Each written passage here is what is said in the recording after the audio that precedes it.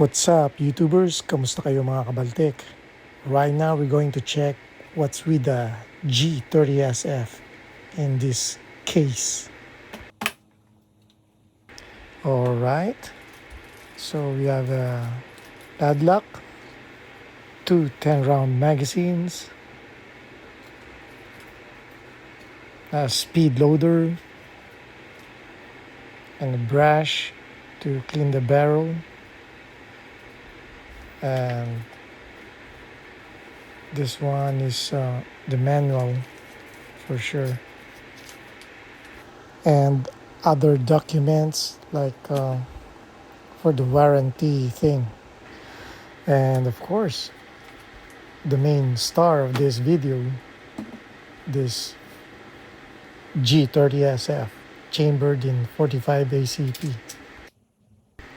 Safety check first. Alright, clear.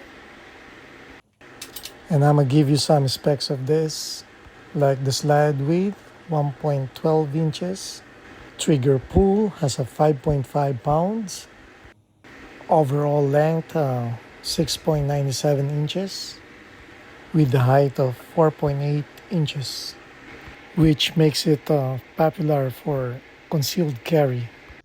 Let's try to put the magazines. Alright. And the SF, by the way, stands for short frame, and which is a polymer with reduced backstrap circumference that makes it more ergonomic.